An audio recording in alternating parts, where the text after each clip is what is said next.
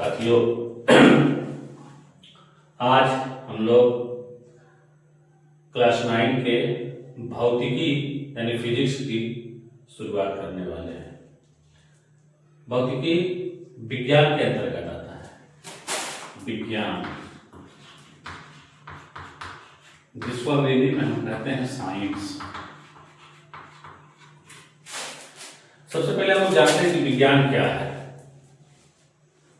तो सावधानी पूर्वक क्रमबद्ध तरीके से किए गए प्रयोग और प्रेक्षण के आधार पर जो ज्ञान प्राप्त होती है उसी को हम विज्ञान कहते हैं।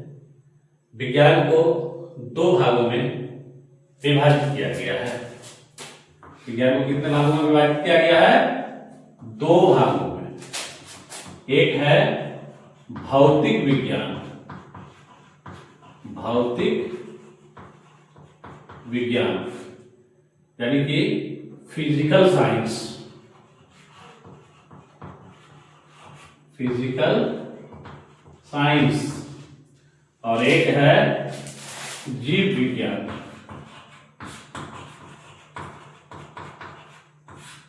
यानी कि बायोलॉजी।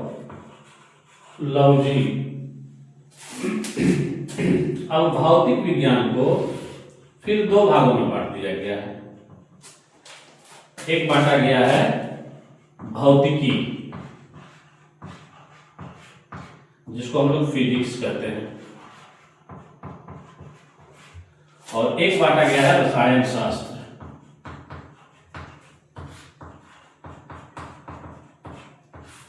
जिसको हम लोग केमिस्ट्री बोलते हैं।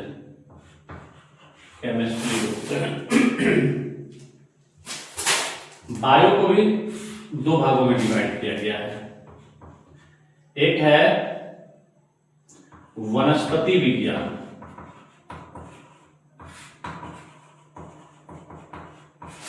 जिसको हम लोग बॉटनी बोलते हैं अंग्रेजी में, और एक है प्राणी विज्ञान या जंतु विज्ञान।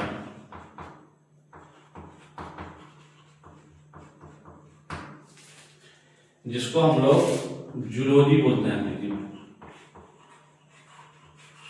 जूलॉजी बोलते हैं।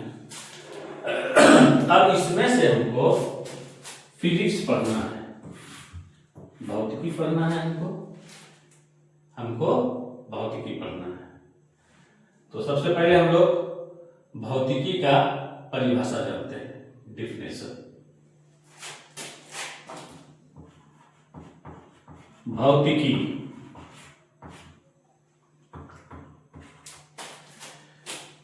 विज्ञान की वह शाखा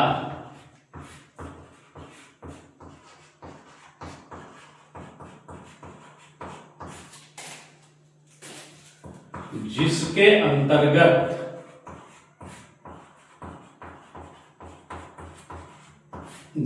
अंतर्गत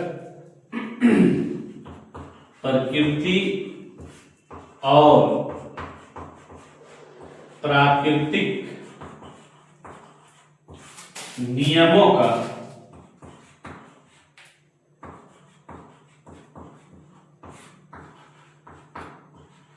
अध्ययन किया जाता है,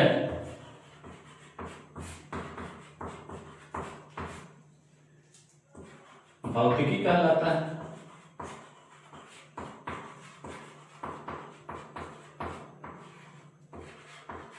भौतिकी कहलाता है। इसी को अगर हम इंग्लिश में डिफाइन करें तो होगा direct branch of science which deals about nature and natural phenomena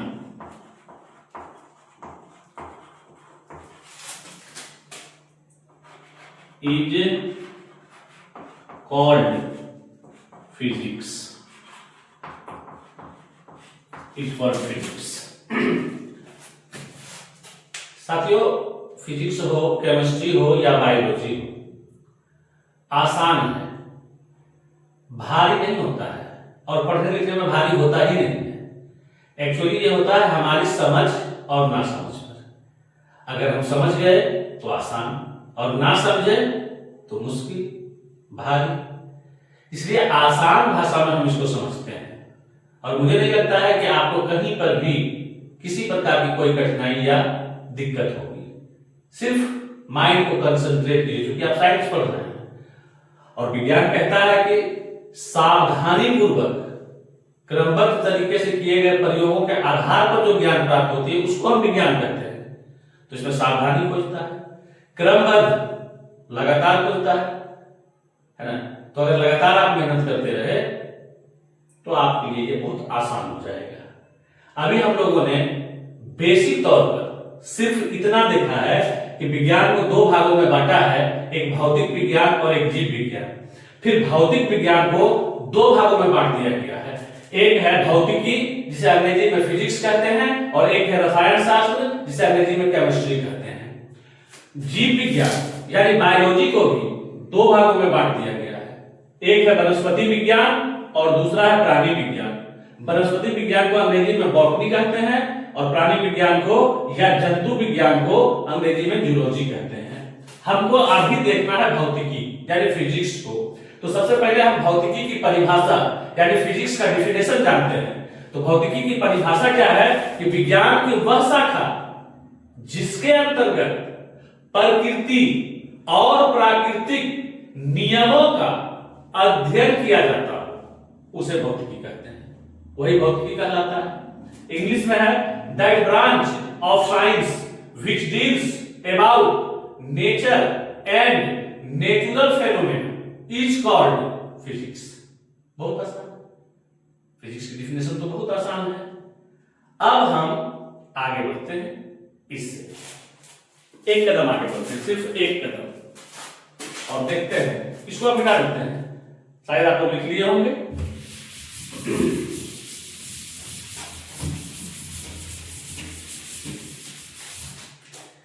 इसके बाद आता है भौतिकी के पिता, भौतिकी के पिता न्यूटन है, यानी father of physics, father of physics कौन है? न्यूटन। फादर ऑफ फिजिक्स कौन है? न्यूटन। इसमें एक आता है आधुनिक भौतिकी, आधुनिक भौतिकी के पिता, ये है अल्बर्ट आइंस्टीन, अल्बर्ट आइंस्टीन। अंग्रेजी में हम लिखेंगे father of modern physics, father of modern physics Albert Einstein.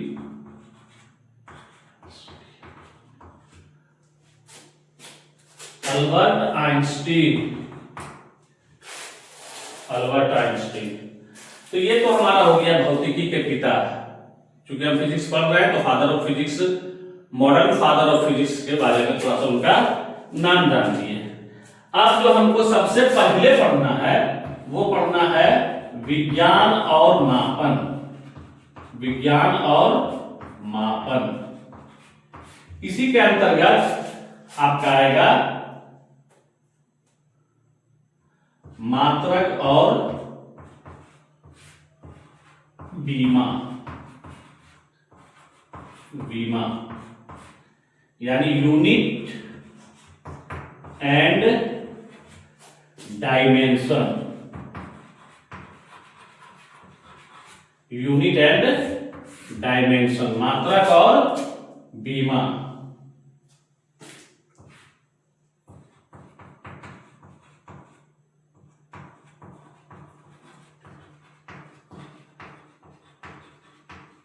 Science and measurement, विज्ञान और मापन। इसी के अंतर्गत हम लोग क्या पढ़ेंगे, मात्रक और बीमा। तो सबसे पहले हम लोग देखते हैं मात्रक को, यानी यूनिट्स को।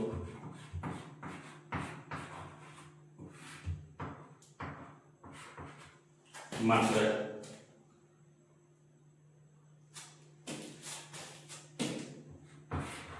किसी भी भौतिक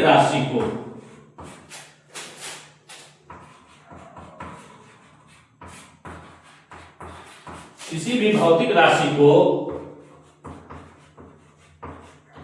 मापने के लिए एक मानक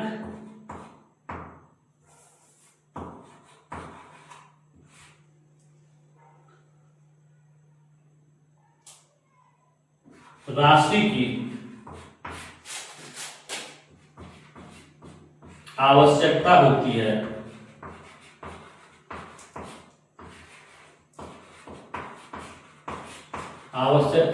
है। इसी मानक राशि को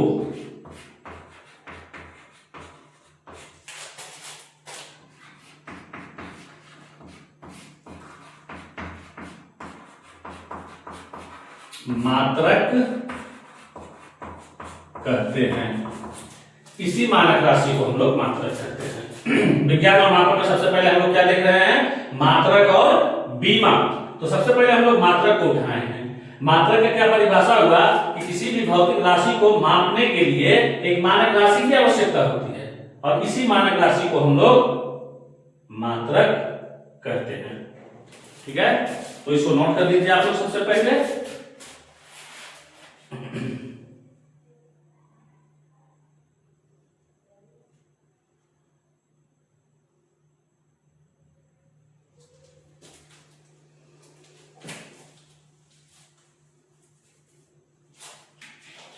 चलिए लिख लिए हैं, इसको हम मिटा सकते हैं।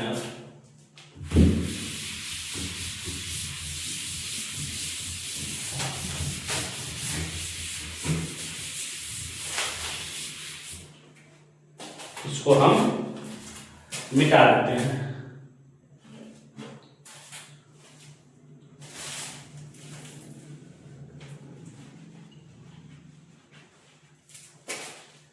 और अब यहां से हम देखते हैं भौतिक राशियां।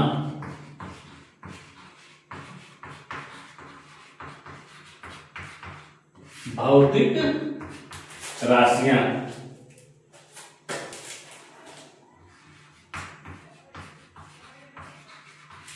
भौतिकी के नियमों को, भौतिकी के नियमों को जिन पदों में व्यक्त किया जाता है, जिन पदों में व्यक्त किया जाता है उसे भौतिक राशियां कहते हैं।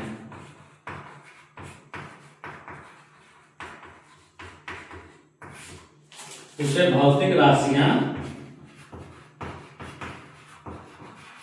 कहते हैं। फॉर एग्जाम्पल,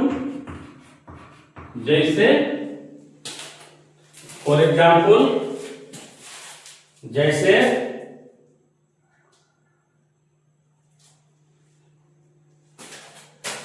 लंबाई,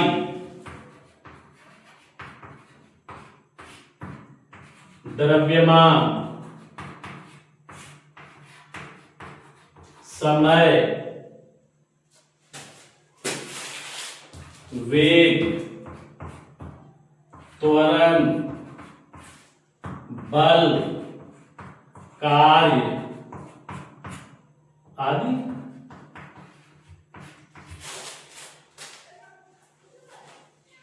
समय, बल, कार्य आदि।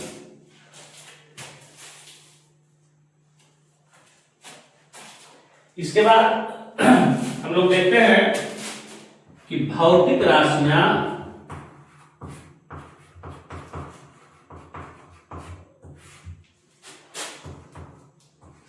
दो प्रकार की होती है।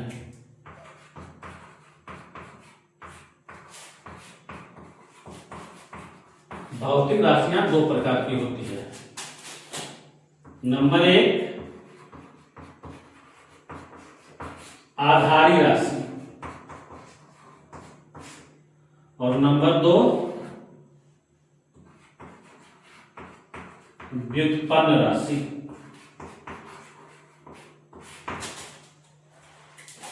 आधारी राशि और व्युत्पन्न राशि दो प्रकार की होती है, इसको नोट कर लिया जाए।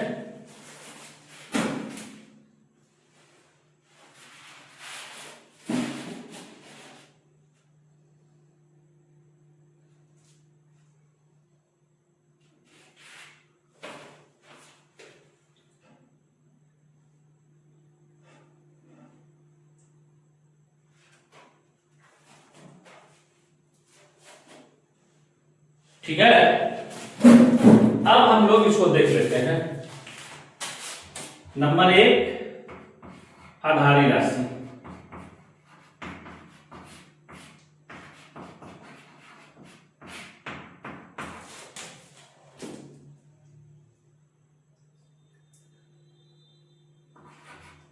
वे राशियां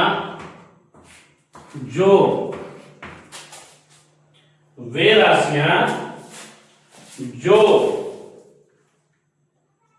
स्वतंत्र मानी जाती है। वे राशियां जो स्वतंत्र मानी जाती है,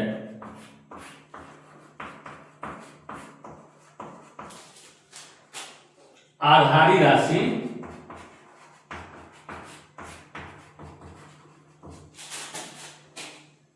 कहलाती है। जैसे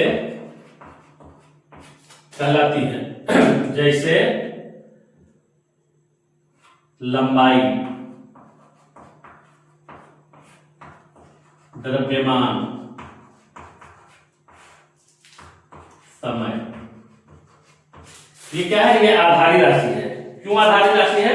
क्योंकि ये स्वतंत्र होती है।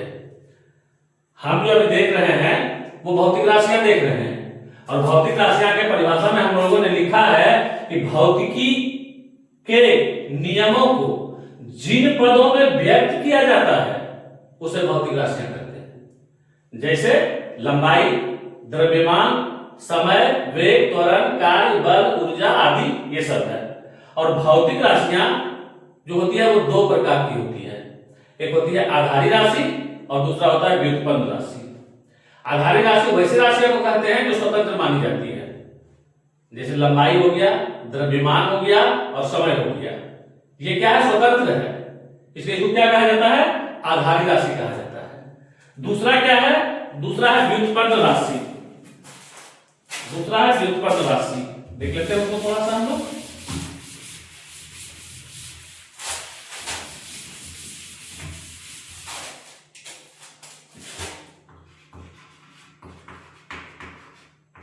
व्युत्पन्न राशि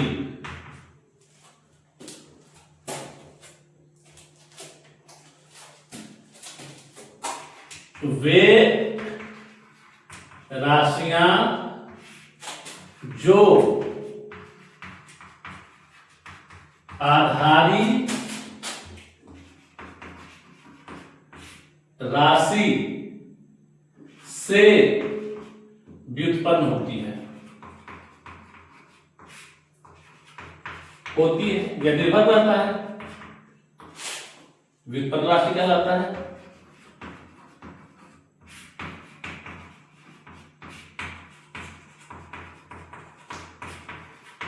व्युत्पन्न राशि कहलाता है। जैसे इसमें क्षेत्रफल हो गया,